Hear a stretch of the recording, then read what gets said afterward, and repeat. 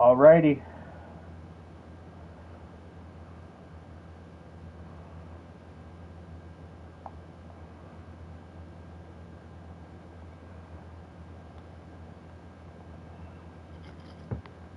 Right about now, the Funk Soul Brother, check it out now.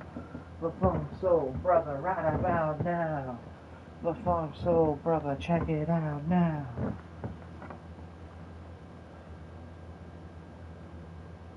We're live.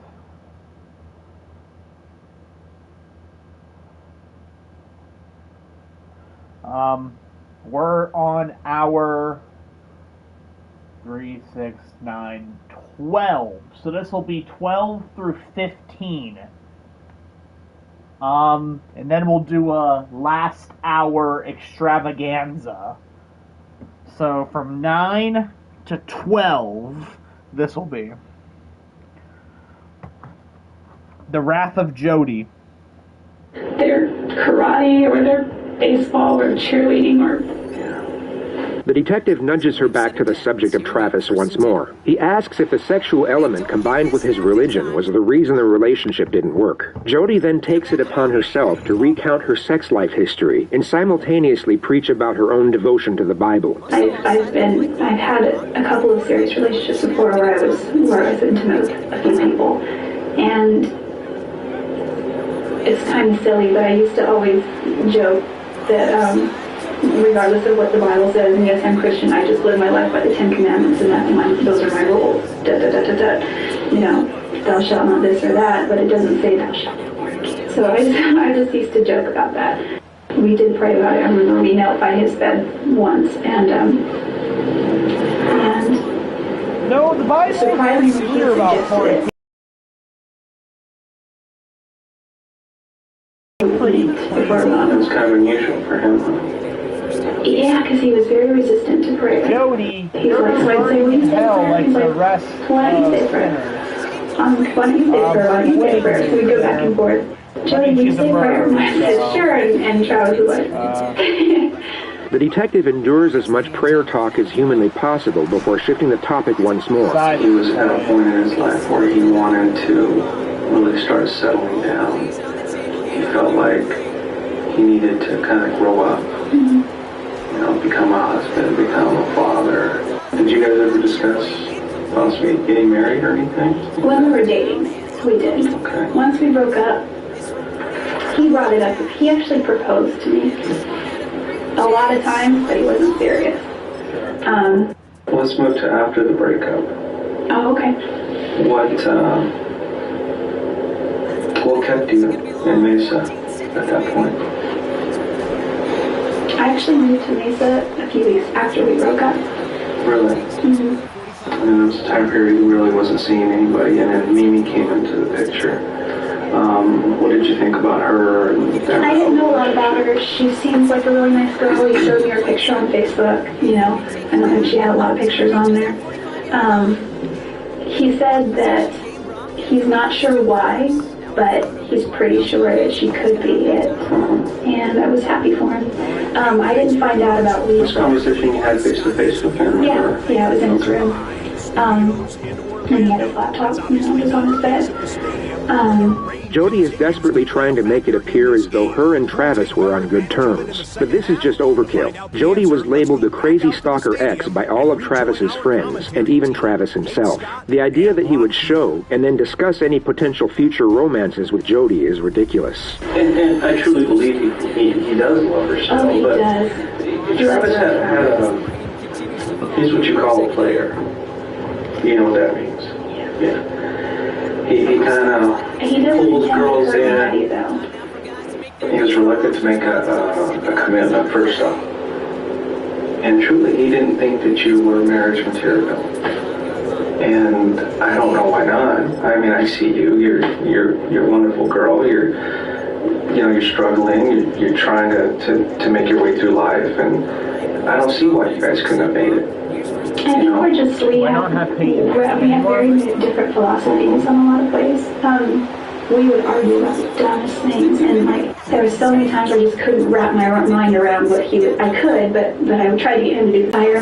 So I had at the time roadside assistance because my car was still under warranty, and they went to take the car and change the tire and realized that when they sold me the car, they didn't give me the wheel lock key. I was kind of hungry. It was dinner time. It was 7:38, and it was dark because it was January. And the tow truck guy said, you know, there's a Denny's 2 blocks down here, and there's a Jack in the Box there, and he was driving me to the motel. I said, is there an IHOP around? Because I really like IHOP. He's like, yeah, but it's kind of like 5 miles back in the other direction. I was like, yeah, okay. He's like, I can drive you there if you want.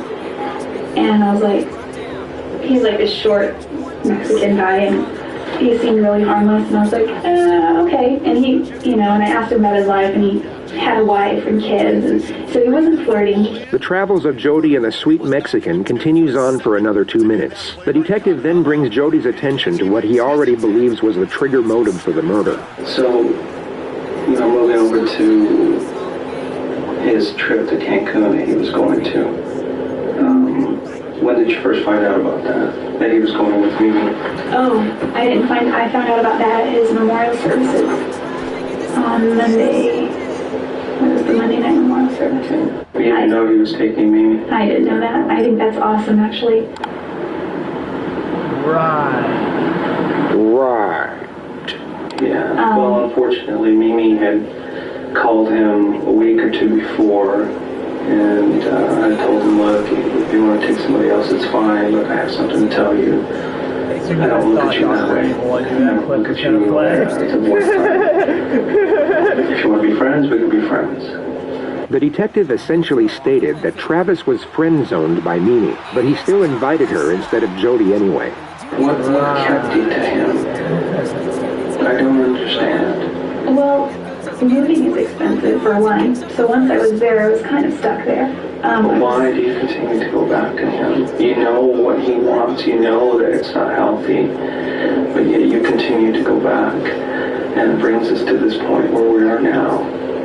Part of my perspective now has to do with the fact that I'm going through a repentance process. I've worked out with and he's given me certain scriptures to read. Kept this relationship hidden from everybody else, and that's all I gotta say. nobody really knew about it. Pussy make a man Well, go mad. There were some people who I don't get it, bro. said, yeah, It must have been early on, because there were a couple times when we established a rule early on, just don't come over, and he said, you can come over anytime, but I need to know first. The detective then starts ramping up the pressure and brings Jody's alibi and road trip into the discussion. was it the week of the first week of To an June? extent, it's like, bro, You took a trip to Salt Lake City. Which route past did you a take certain point, it's from like, there? I was supposed to get on the 15 and go all the way up. And I somehow got off the 15. Where did you end up? For a while I was lost, and I'm not above sleeping in the car, so I slept for a while.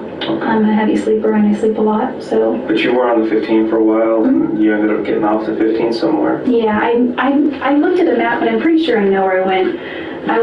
Can I draw you a map? Sure. So this trip took you a little over 48 hours. So. I have a problem with this trip. Well, I went first too. Yeah, I know. I know you went down here. I've gone over this trip over and over in my mind and on paper. And even if there's still 20 some odd hours, even if you pulled over to sleep a couple of times. Oh, did I tell you that I got stranded? Yeah, Okay. you mentioned that. If you slept for 10 hours, I only slept for here and here, it would still leave 18 some odd hours for something else. Okay? This is what people are focusing on, is this trip that you took. Because they're saying, she left, she didn't get to till Thursday. Wednesday? That's when Travis was killed.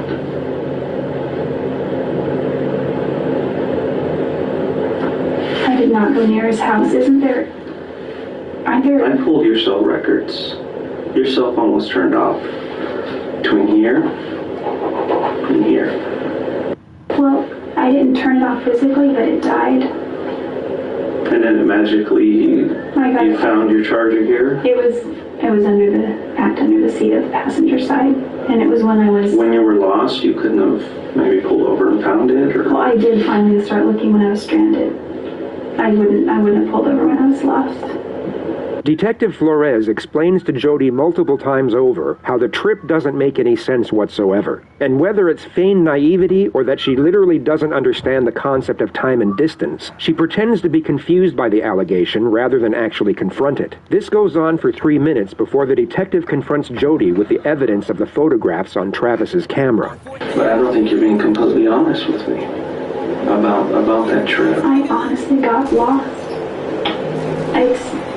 It's bad timing. Were you at Travis's house on Wednesday? Absolutely not. I was nowhere near Mesa. I was nowhere near Phoenix. Sure. I wasn't even close to him. What if I could show you proof you were there? Will that change your mind? I wasn't there. Can you be honest with me, Jody? I was not at Travis's house. I was not. You were at Travis's house. You guys had a sexual encounter. I don't understand when you're dead to rights. There's pictures. Why people still lie. It's like you're just digging yourself in bigger holes. You might as well just admit guilt because you can try and get a plea deal. I'm serious. Okay. So lawyer up at this point. What I'm asking you, like lawyer up. for you to be honest with me. If you're caught, I mean, she might not know that she's caught dead to rights. But when he literally came in and said, "We have evidence." Lawyer up at that point. Be like, "Hey, yo, I want my lawyer, dog." I told you that card was He literally destroyed. said you're not free to leave. I didn't want to tell you the truth. And I have pictures of you in Travis's bedroom. With Lawyer up at Travis, that point. Pictures of him. That's what I would have done. And but I'm not a murderer, so it's I mean, I don't know. Sex. Or am I? I'm actually Yoshikaze Kira. I've killed 37 people. On the day he died. Secretly.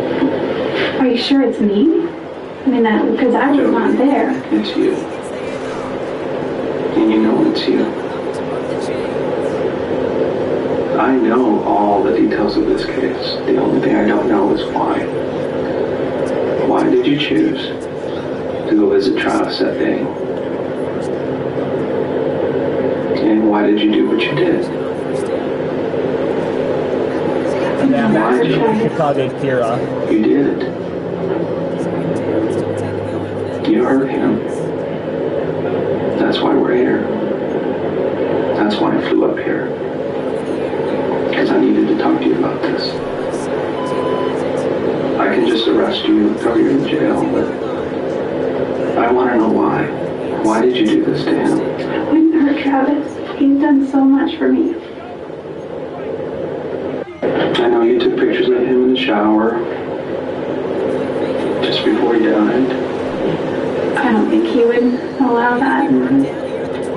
I don't think he did. And the camera actually took a couple of photos by accident during the time that he was being killed. Really? Yeah, Jody, really. You were there. Quit playing this game. It's time for you to just come out and I didn't tell know. me. I did not hurt Travis. I did not hurt Travis.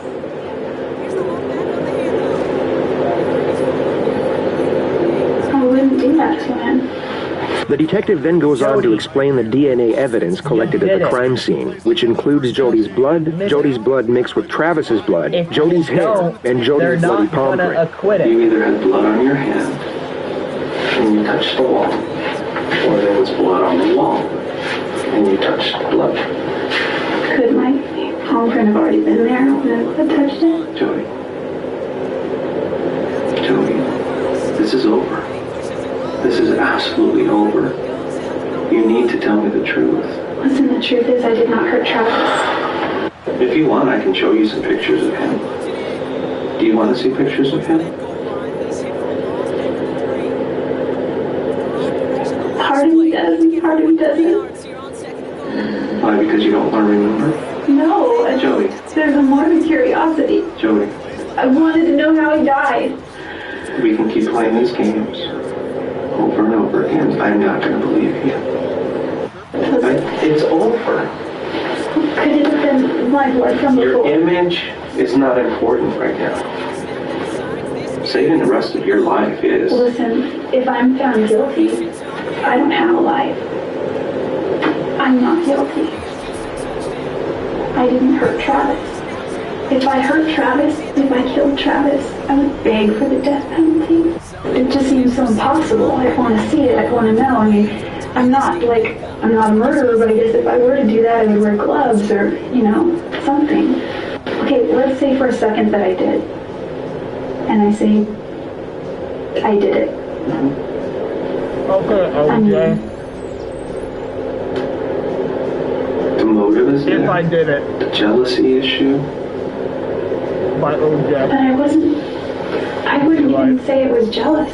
I mean, there may have been some jealousy there, but Then what is I think it? if What anyone, caused this? I think if anyone, maybe Travis was jealous, but That's not what everybody else says. I can prove it. We're there. I can prove it. But what I don't have is I don't have answers on why it happened. Or, maybe something just got out of hand. Maybe things got out of hand. did you find the gun? Maybe that was... Joey, we're just playing games here.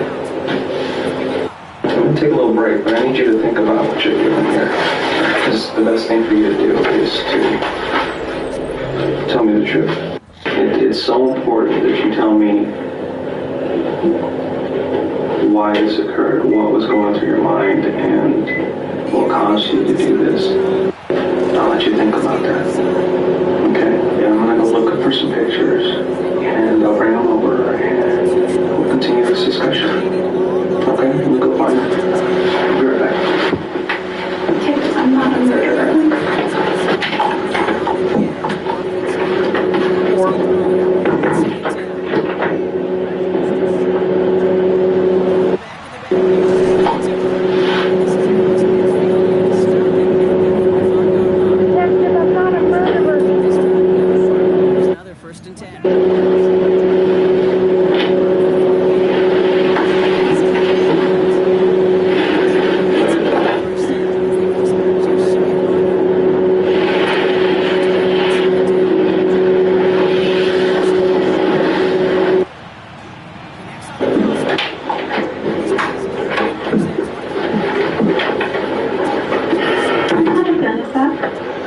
It's a Glock. I just bought a gun. Did you? You probably found it by now. Probably. I was taking it somewhere. These are just a few photos. And I want to be careful not showing you certain photos because some of them are very bad. If Travis were here today, he would tell you that I'm dead if it wasn't me. No. My job is to speak for Travis right now. And everything Travis is telling me is that Jody did this to me. Look at that one. Remember him?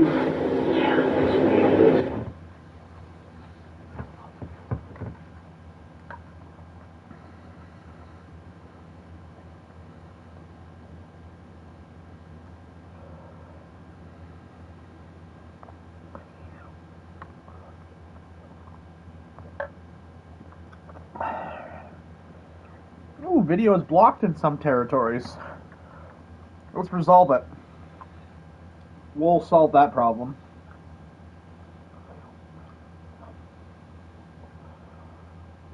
Because everything's fair use. So we'll resolve that issue.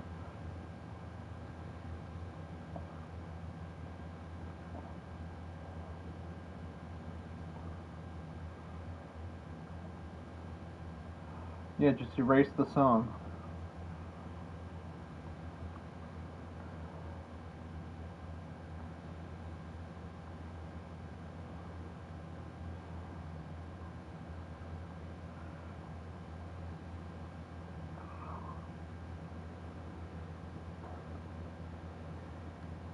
You were the ones going to played that song. Good. Jody is then shown one of the pictures that was taken by accident while she was in the process of murdering Travis. It's your foot, Jody. Those are your pants.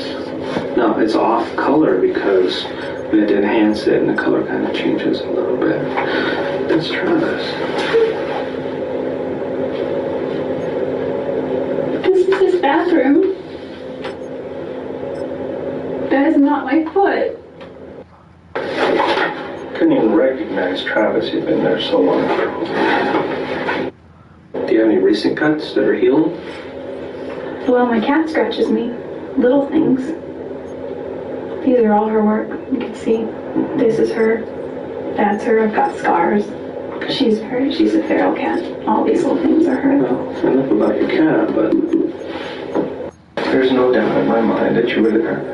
There's no doubt in my mind that you did this. None. So you can go until you're blue in the face and tell me you weren't there and you had nothing to do with it. I won't believe you. I want to know why.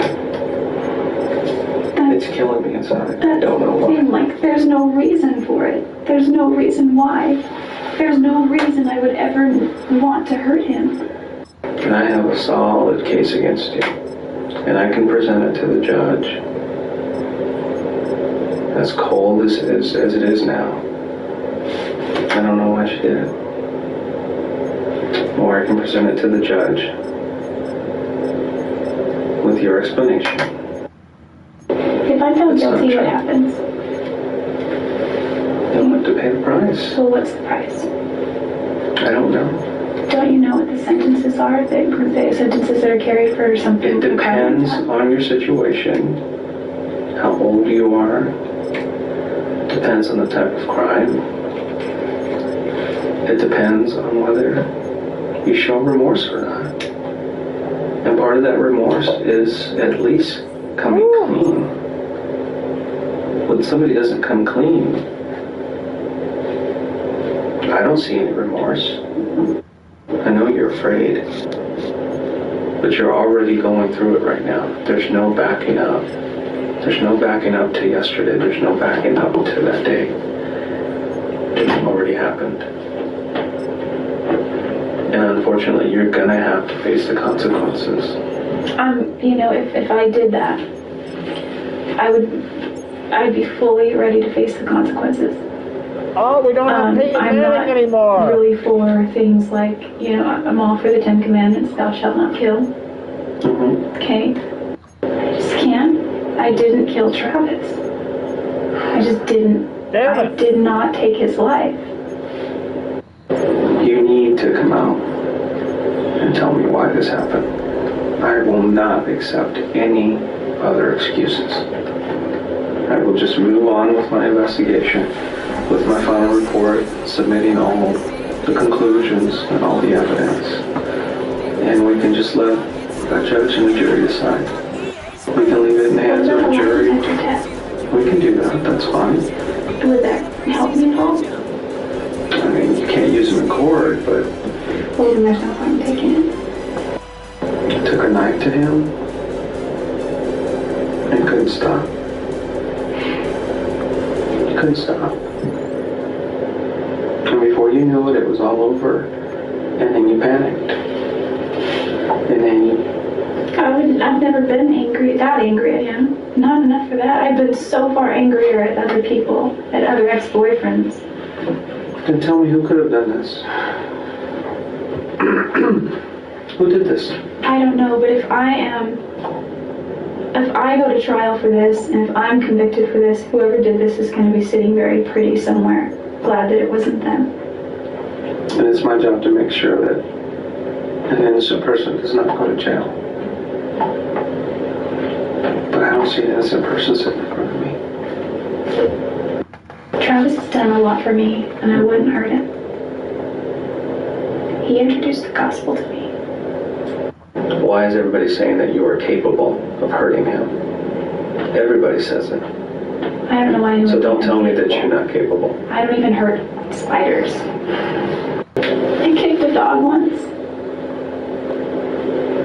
I was a freshman in high school, and I love animals. And we had this dog, his name was Doggy Boy, and my parents, until this dog that they have now, have never been able to, and I don't mean just them, we as a family have never been able to care for a dog properly as far as give it attention and take it for walks and be consistent. To save you the oncoming ramble about Doggy Boy the dog, she lightly tapped him with her foot for tearing open the trash, and she's felt so bad ever since that it changed her entire worldview on the animal kingdom.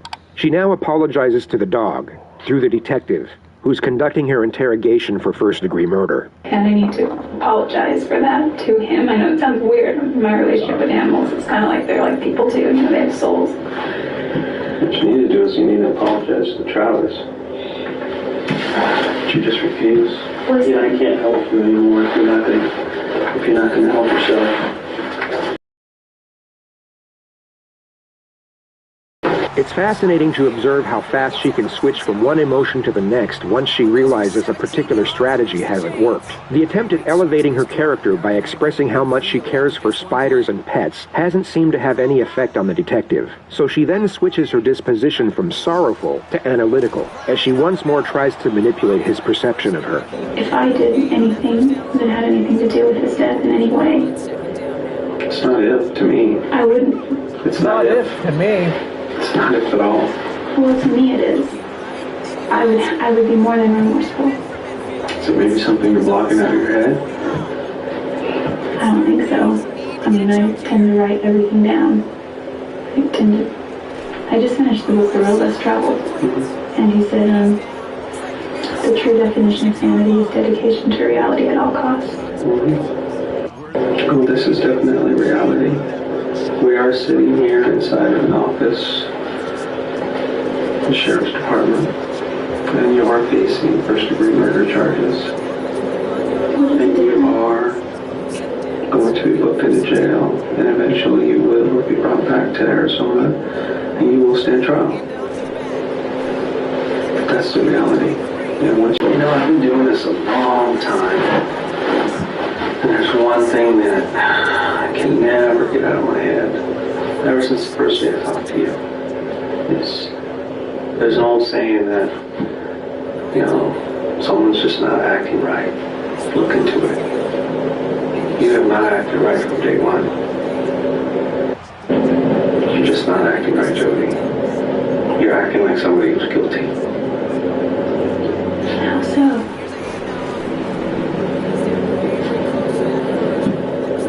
You tell me. I know because I've been doing it a long time. It's taken me a long time to figure it out. But within the first 30 seconds to a minute of a conversation, I know when somebody's acting right. There's a certain way people act. How did I act? Okay. It's not like TV. It's not anything like that. It's not what you see in the movies. Is it because I'm not crying? What the fuck was that? That was a glitch. It's not because of that. What is it? I mean, I'm not going to change how I act. No, obviously you can't change the way you're acting. I mean, I am who I am. Okay, you're sincere in the way you're acting. But Well, how is you're just not telling the truth. How is it different? Well, it's not really something you need to focus on anymore. After Jody failed her attempts to extract inside knowledge on the best way to behave in order to appear innocent, she then attempts to explain why she hasn't been able to appear innocent. It's not that I'm not remorseful that he died. The reason I hesitate is because maybe this is something that's wrong with me psychologically, is I think of the butterfly effect. And it's like, you could say that the guy pumping gas down at the gas station could have potentially, because you see all these movies, these funky movies where it's like this affected this, which affected this, which affected this, if he had written this. I know if you had never met him, you probably would still be alive. That's true. Yeah, that's because you killed him. No, I just can't admit to something that I didn't do. If it would help my case and give me an easier sentence, I know people plead guilt for those things. No, and I don't want you to do that. And I don't want you to do that. That is the absolute last thing I want. I wish that I had answers. I'm sorry. There's just no reason. There's just no reason. There's no good reason why this happened. There's never a good reason why somebody dies like this. This seems to be the moment Jody fully confronts the reality of her situation. The anguish she has over her own fate will become visible, yet she will now disguise this anguish as grief over Travis's death. She does this by posing a question. How many times was Travis stabbed? You ask me. More than I want to remember.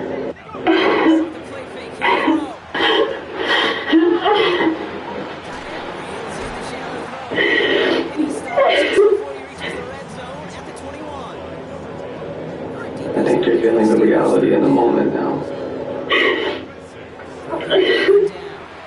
Travis' family is going to kill him. There's just no reason I would ever want to hurt him. All I know is that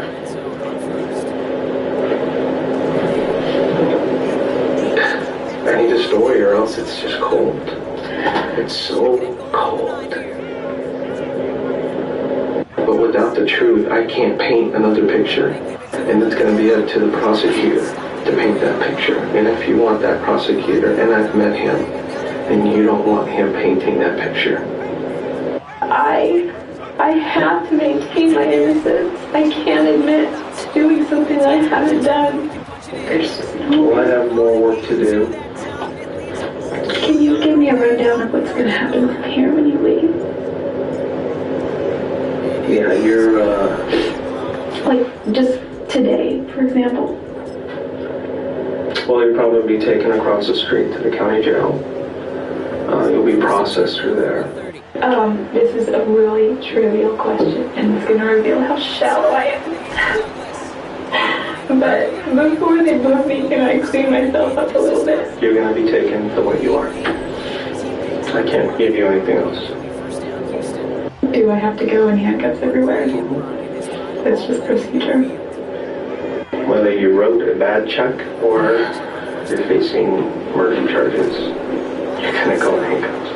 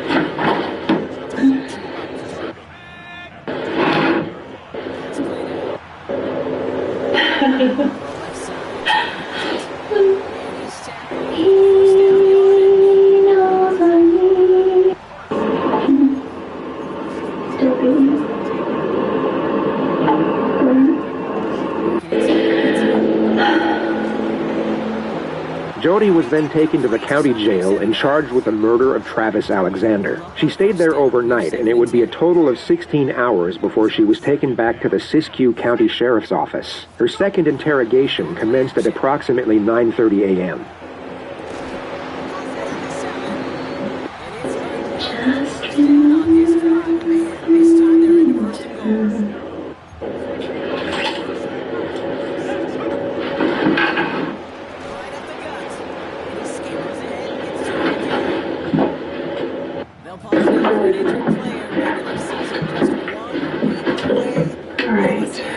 If you want to go ahead and stand up for me, as I take these cuffs off, just go ahead and put your hands down at the waist, okay?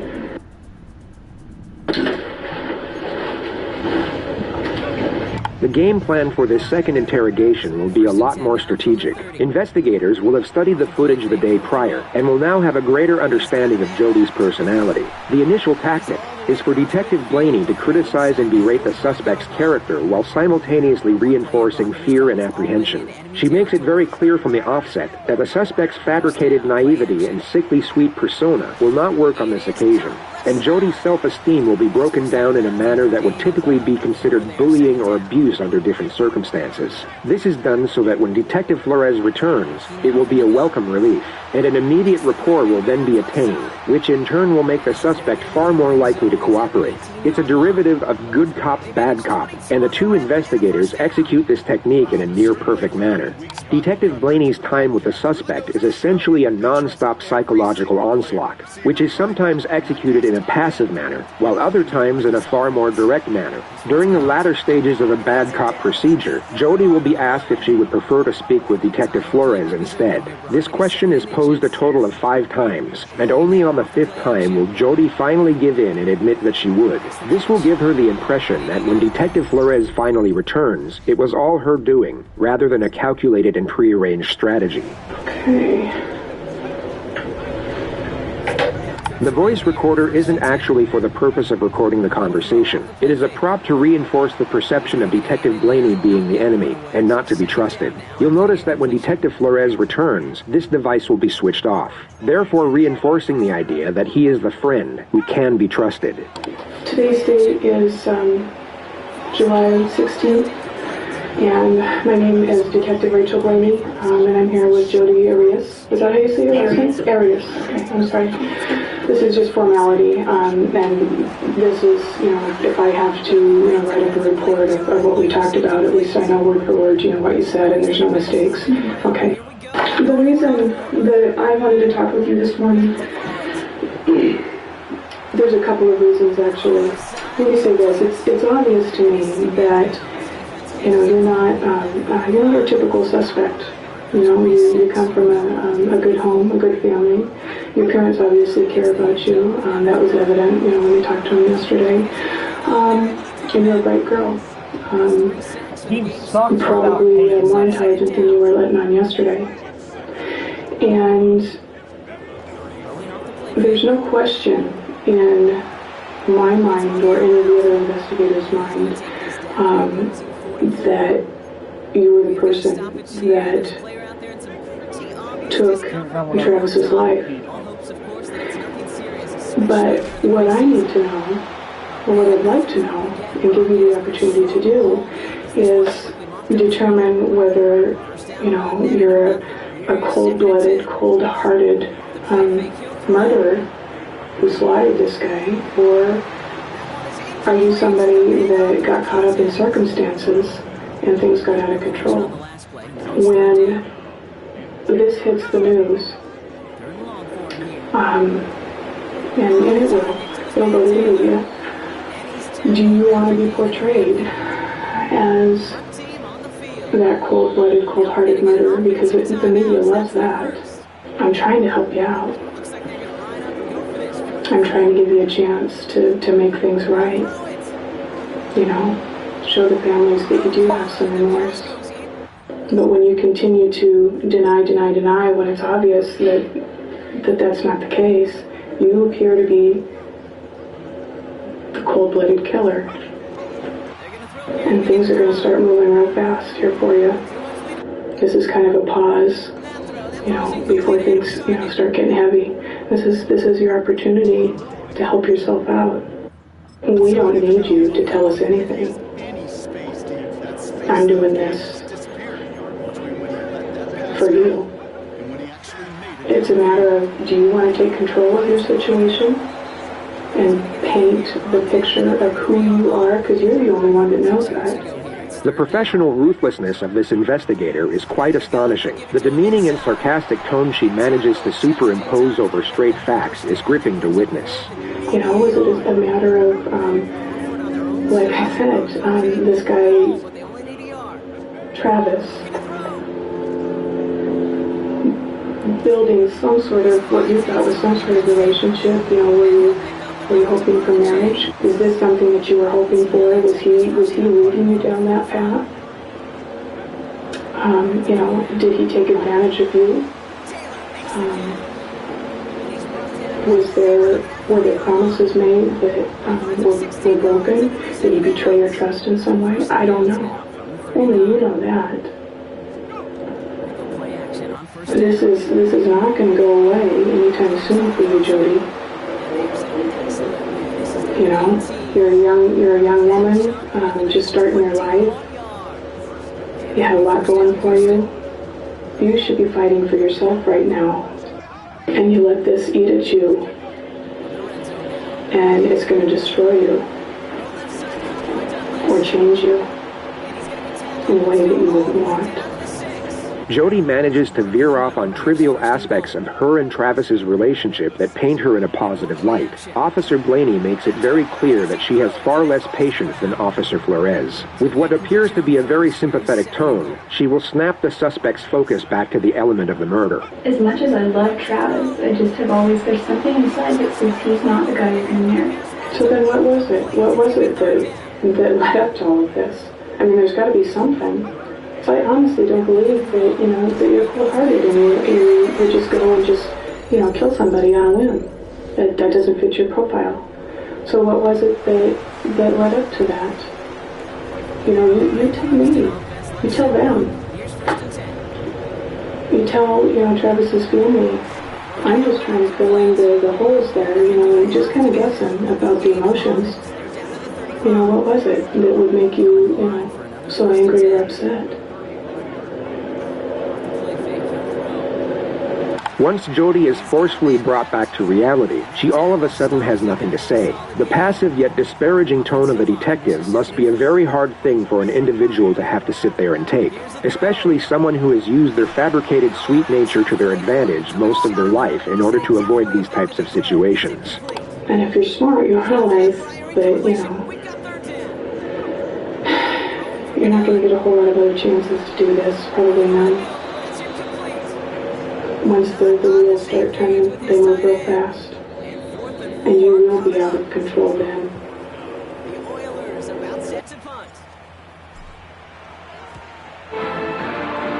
Treat yourself to more NFL games this holiday season. NFL. You know, I'm a spiritual person myself, and I don't think that I would want that, you know, inside of me. I wouldn't want all of the ugliness of the lies inside of me. Take a minute just to think about what I said.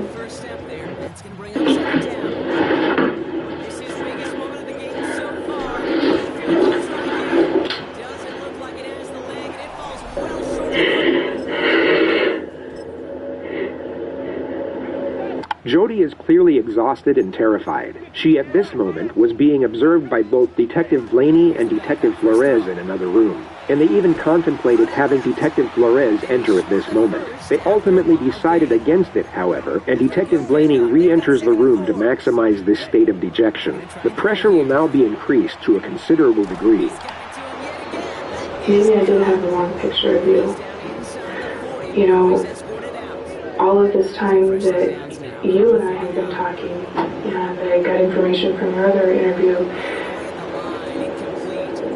you are talking about insignificant things at this point. You're talking about money, you're talking about material things, you're talking about everything but... You're talking about everything but how bad you feel about Travis. You only respond to my questions. If I murdered Travis, I would be very remorseful. I think that I've gotten the wrong picture of you. I think that, you know, maybe I was wrong. Maybe you are that cold-blooded person that they're trying to portray. And, you know, I'm just really confused. At this point, you know, maybe you're right. Maybe there isn't anything that you can do to help yourself. You know, maybe I was wrong. Maybe you're not as intelligent as I thought you were. Maybe I was wrong. else to do for you here, Jody. I'm kind of at the end of my rope. You're not going to get a whole lot of people that are trying to help you out along the way beyond this point. And what I'm hearing is somebody who doesn't give a rip about what happened. I'm hearing somebody that's worried about money, your appearance, everything about you.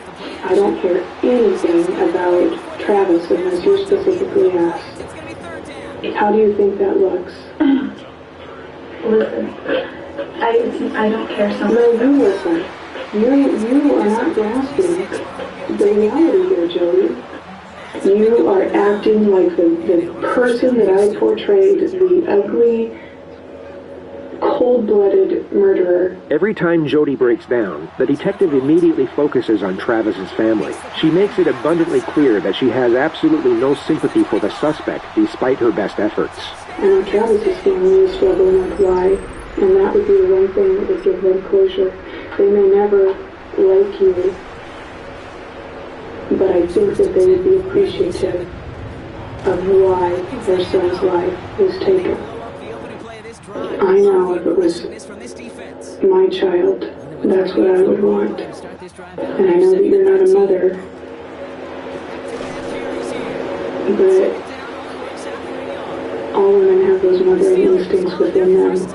And I think that you can understand that, what I'm saying. Was I off base, Jody?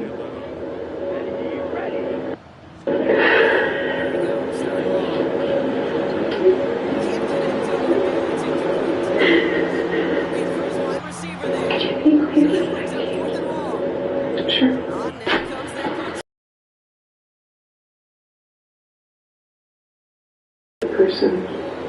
Everybody has said that, and that's glaringly apparent. But all your business is going to be out in the open right now, so there's really nothing to hide from anymore. You know what I mean? And do you think at this point that your pride matters more than Travis's family's grief? This is your chance to make at least something right. Even if it's on a small scale, it's a big deal to his folks.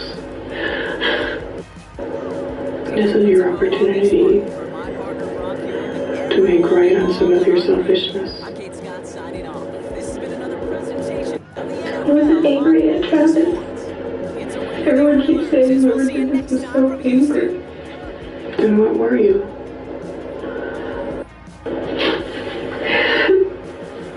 Were you jealous?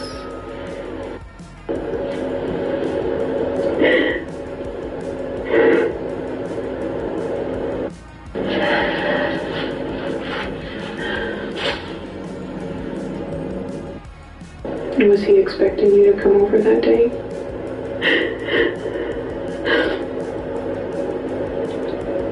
He wanted me to.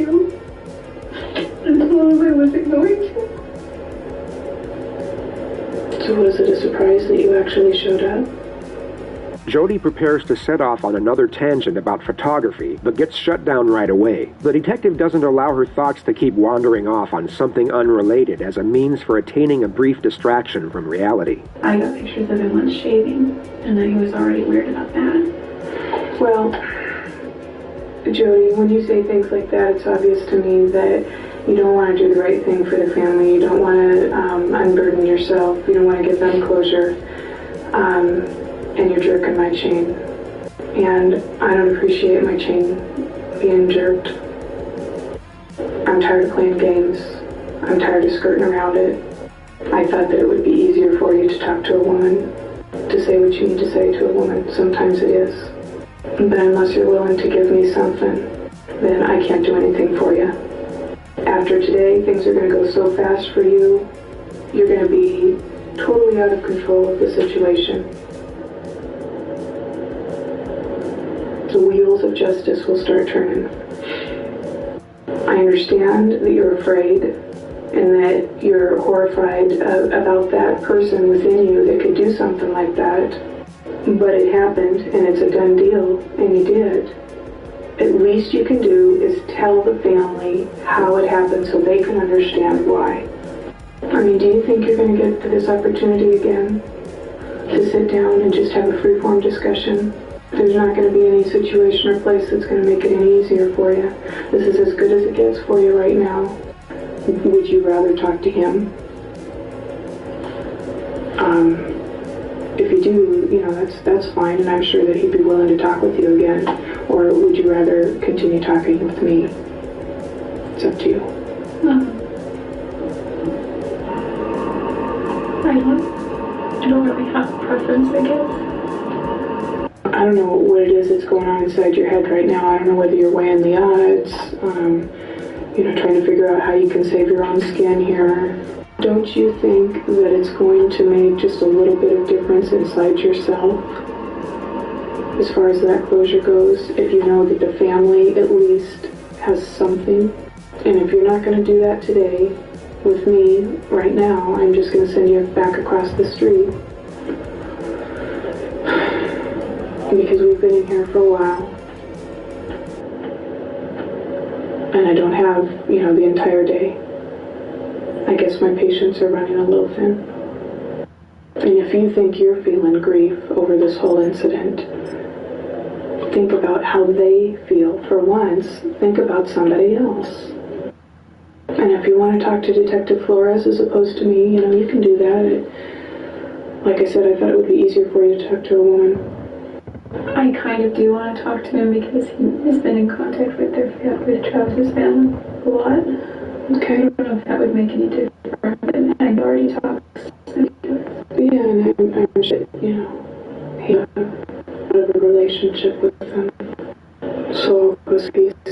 Yeah, I'm not trying to stall or anything, but I've read over and can we go? Yeah. You called me and told me that you wanted to me. Are you doing okay? It doesn't matter how. It does to me. Thank you, but it doesn't matter. What matters is how his is to you. I told you you've been doing this for a long time, and you're absolutely right. You know, the person's family who was hurt, they're obviously hurting. But there's a second family that hurts as well. And in this case, it's your family. The objective of good cop, bad cop seems to have worked. A higher level of trust and rapport seems to now be established. Jody pours out her emotion as the detective offers a sympathetic and understanding tone. But then something very interesting happens. Once she composes herself, she for some reason requests to see the photos of Travis. Not before, but after he was murdered. Many could think she is attempting to gain some sort of depraved satisfaction from seeing them. Yet going off how the rest of this interrogation plays out, it's more likely that she is trying to gather information, or at least confirm something in the photographs, before she amends her new narrative. This is more of a selfish reason. I think it might give me some sense of closure. I know it's kind of morbid. I don't even think I really deserve closure. What is it you want to know about the photos? Do you want to see the room? Do you want to see the bathroom, or do you want to see him, or is it the photos before it happened that you want to see? I think the photos of after everything.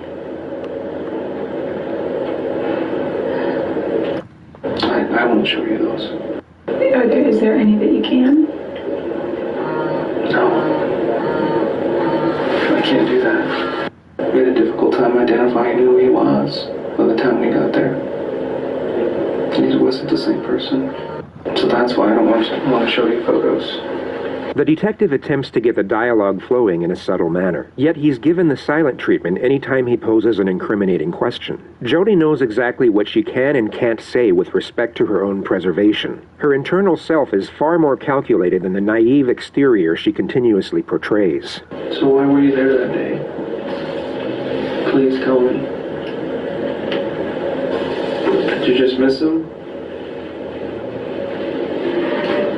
Should I be looking for somebody else?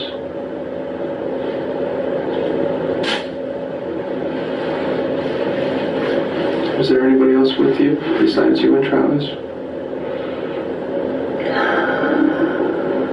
Are you protecting somebody else? The detective allows for extended periods of silence. Only Jody will know for sure what she was thinking, yet one could safely assume she is desperately constructing her new narrative during these moments. Trying to just figure it out. I'm just trying to think. What happened to me today and from here on out? If I just told you every single detail that I know, and I gave you a confession. Nothing else changes. It just speeds up the process.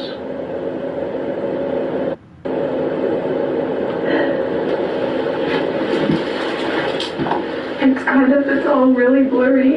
It really is blurry. It's all a blur. Can I please see those photos? Why did you throw the camera in the washing machine? We found blood in the downstairs bathroom where somebody had tried to wash their hands. There's blood on the outside of the washing machine. There's little things that give us clues to what you were doing afterwards. Everybody says he just leaves his doors open when he's home. Trusts everybody.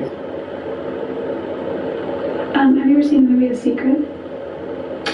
I don't think so. This was the cue for Jody's next series of insufferable rambles. The detective valiantly endures this for the next 31 minutes to lower her guard. I used to go to sleep at night and I would hear gunshots. We weren't in a bad neighborhood, but our neighborhood neighbored another neighborhood that wasn't that great, and gunshots scary.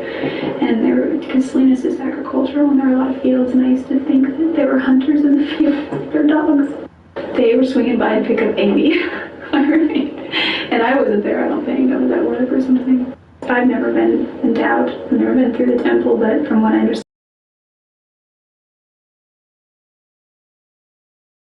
further insight about where there were 3 fears. One was handguns, which is one of the reasons I got a gun. There was a CHP here in town that said he would take me out and go target practicing. And I went to the sporting goods store several times to see what he had, and they were all in the $500 or $600 range for the kind that I wanted.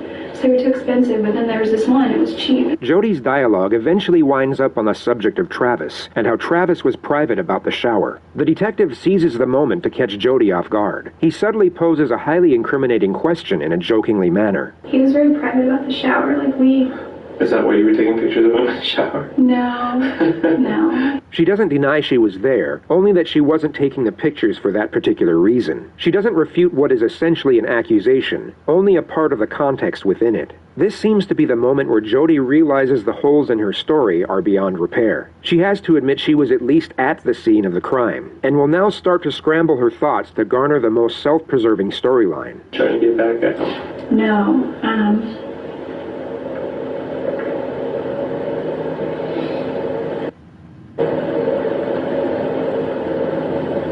What went wrong? Did he say something to you?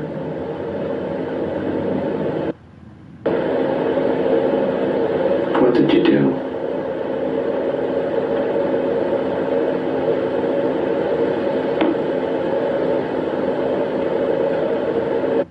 Did you plan on doing that the whole time?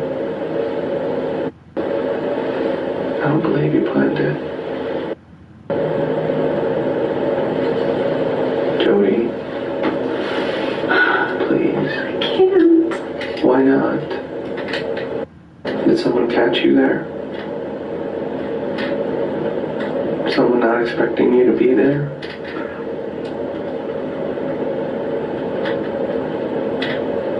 They would have seen my car. Then who was it?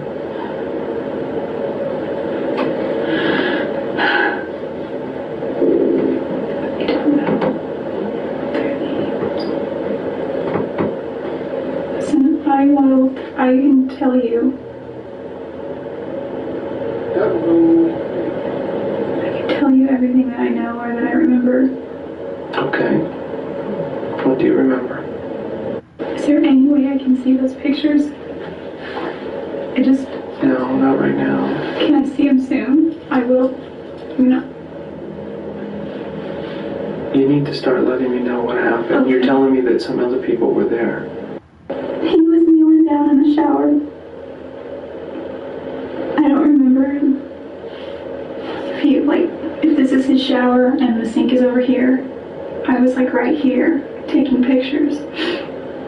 And I don't really know what happened after that exactly, except I think he was shot. Where were you?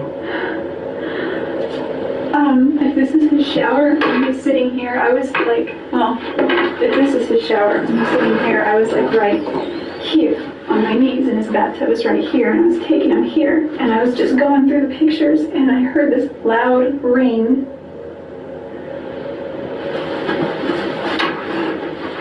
And I don't really remember except Travis was screaming. I think I got knocked out, but I don't think it was that long. And there were two people there, and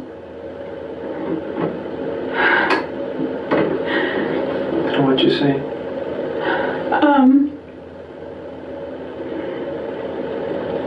I remember putting my hand on his back because he was on all four of his knees. He was like on his knees like this, doing something like this or something like, I don't know. And I was like, are you okay? What's going on? What's going on? He's like, go get help, go get help. And I said, okay.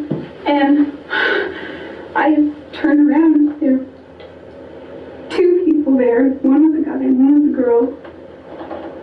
I couldn't tell that at first, but I could just see one was a girl, and I assumed the other was a guy because their build, and then their voices. Travis was screaming the whole time. He wasn't screaming like a girl. He was just like he was in pain, like he was like shocked, like you know. What happened, Jody? What did you see? I turned out like a little bitch. I ran. I turned out like a little bitch. I ran. He was still like conscious and still alive, and You just left him there? no, I ran into the closet and he stopped me. He didn't touch me. He was just held the gun to my head, and he was like, "You don't go anywhere." And he told the other girl to finish it. I didn't see. He told me to stay there and not to move. And where was that, in the closet? No, it was She describes that the male stopped her from leaving, and then goes into detail about how her phone wasn't charged and how she forgot her phone charger. She then describes how she valiantly tried to save Travis from the female attacker. She was over him, and I just rushed her and I pushed her. In the next moment, she will state that the assailant comes back when she never went anywhere to begin with. I got Travis, and he wasn't like standing up really. He wasn't really doing much, and I was trying to get him, and she came back. I got him kind of far, like right here. She came back. He was starting to just get weaker and weaker. And this guy came back in, and she said that they needed to do me too, because it was there. And he's like, no, that's not why we're here. From what you're telling me, she was the aggressive one and he was the more passive. Yeah, I mean, there was definitely aggression as far as, I mean, I don't know what you define aggression by, like, there was definitely a sternness. So it seemed like they knew him, obviously. Yeah, but he didn't seem to know them. I mean, he was a little out of it, plus they had masks on anyway, but he didn't express any kind of recognition. I couldn't talk. The detective takes her back to the moment she tried to save Travis from the female attacker. So I wasn't sure. I just knew I had to hold on to her hands because she had a knife. What hand did she have it in? She had it in this hand, but her right, I guess. So right.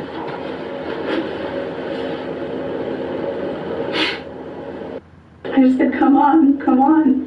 You know, he was naked, but I didn't care. Just come on. And he's like, I can't. I said, come on. He's like, I can't feel my legs. Jody had obviously seen a lot of bad movies. Bear in mind, this conversation she had with Travis was supposedly happening as she was simultaneously fighting off a knife-wielding attacker. She glosses over the struggle, and she somehow ends up outside the bathroom. The two assailants are now inside the bathroom, arguing with each other about Jody's fate. She hasn't stated whether Travis is alive or dead at this point. It wasn't like super yelling, it was kind of like hushed but intense. Like, you need to da-da-da, shut up, it's not over here. Things like that. The male assailant then takes Jody's registration out of her wallet and looks at her address. He said, if you ever say anything about this, he said they'll do to my family the same way, and me. And I didn't care so much about me at that point. He said, you need to leave, and don't you call anybody, and don't you say anything. He's all, I'm giving you one chance. And she said she's gonna rat us off, she's gonna say something, and he was like, shut up. He was like, you get one chance.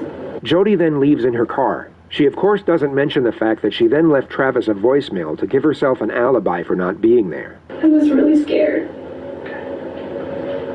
I was really freaked out of my mind. Okay. I don't believe you. I came in here hoping that you would tell me the truth. And this is not the truth, Jody. This is all I know. Does not make any sense. I feel responsible because I feel that I could have done more. I feel that I should have gotten help. I feel that I should have been stronger. You feel responsible because you did this. You did not. Jody, you did. You did.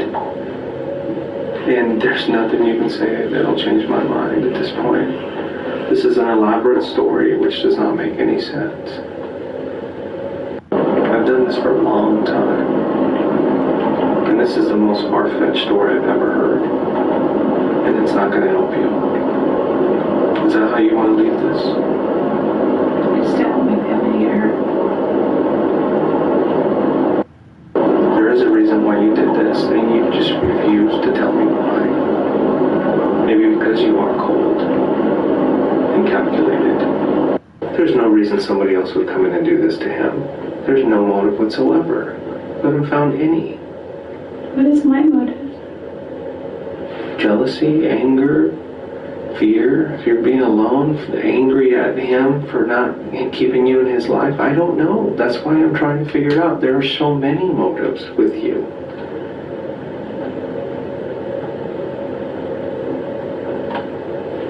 Too many. Jody continues to give random details about the fictional assailants for a further 8 minutes without being asked. The detective then ends the interrogation. One was male, one was female. They were taller than me. Not by a whole lot. Okay. Are you ready to go back?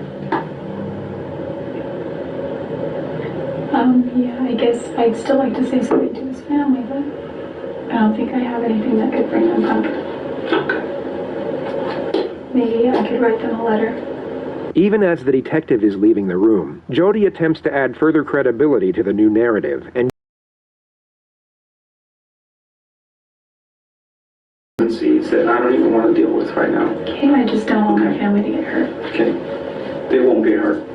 You're hurting them right now by not telling me the truth. That's what you're doing. Okay?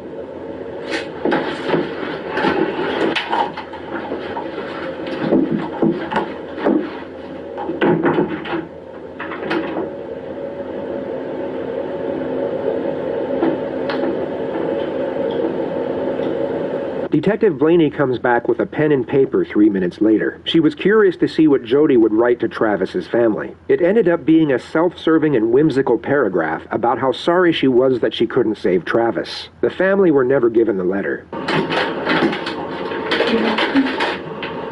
Jody completely dissects and carefully examines the ham and cheese sandwich before she eats any of it, and as you've probably guessed by now, continues to behave in a rather unusual manner.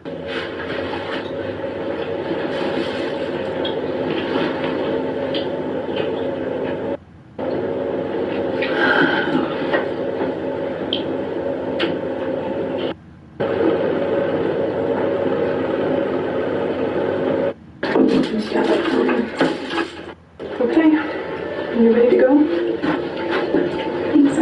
Yeah. I guess that's really all I needed. Sorry. Don't roll the tape yet.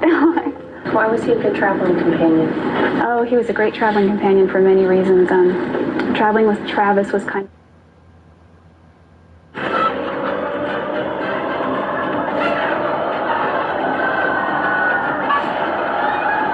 Last month was the rapture. Sorry if you're just hearing about this now. Or at least, that's what the internet told us. You see, in June of this year, a man known online as Brother Joshua came forward on a podcast in South Africa, told the world that God would be coming back to Earth on September the 23rd and 24th of this year, which, thoughtful of God to account for different time zones. And while he certainly wasn't the first to predict the date of the rapture, I mean, there's been figures like John Wesley, Harold Camping, even Christopher Columbus, who have made their assumption of when the end times would be. Brother Joshua was certainly one of the most successful in the modern age. While exact numbers of legitimate actors are hard to find, it's safe to assume that tens of thousands of people fell in line with this belief, as noted by the thousands of tweets, YouTube videos, and especially TikToks in relation to it. Some going as far as to sell their car, quit their job, and even give up their kids. Many believing that they need to give up their belongings and families for some reason in the name of Christ's return. Well, I don't know if you have a calendar nearby, but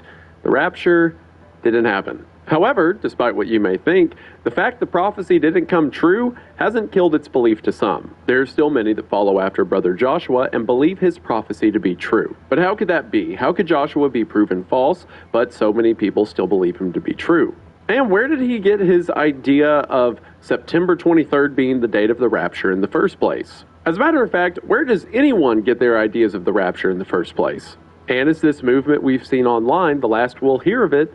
And is it something we should be worried about? All of which are things we're going to talk about today. Hello, everybody. Today we're going to be looking at the history of the rapture, as well as the prophecies from the Bible of the tribulation and the end times. And then we're going to look at Joshua's prophecy and the storm it caused, to see how much of it, if any, is taken from Scripture and what these followers believe. I also want to make it clear for new viewers that I am a Christian, so this video is not just going to be me dunking on beliefs in the end times or Jesus. More so, since I have some understanding of the Bible, I think it's interesting to take the points that we know out of the book and compare it to what these people are saying. That being said, since I'm a Christian, again, I have some strong opinions about a lot of these things, and I'm going to try to keep to myself until I can't help it anymore, which means I'll probably get mad at some point, but I think you people are into that for some reason. I also want to make it very clear, because we're going to look at a lot of specific people that are tangential to the figures I'm talking about in this story, as well as the figures I talk about directly. And a lot of these people are misled, and in some cases are probably mentally ill, so I want to emphasize, do not harass or stalk or seek out anyone I mention in this video, even Brother Joshua. As you're going to see, I think the internet's done enough of that for everyone's behalf, but regardless, harassment gets us nowhere, so please. This is the next video we're going to watch. We're going to finish this tomorrow. I actually lied when I said we're going to do 16 hours. I'm fucking tired. I've been live since like 11 o'clock this morning. I'm going to bed. It's Thanksgiving tomorrow. Did you really think I was going to be live for 16 hours? Are you fucking insane? No. I have shit to do tomorrow. I have family to spend time with. As should you. You should spend time with your family tomorrow. Spend time with your family. I got shit to do. I got sleep to catch up on. Anyway, I just wanted to celebrate my sobriety. So that's why I did this stream. I hope you have a good one. Bye!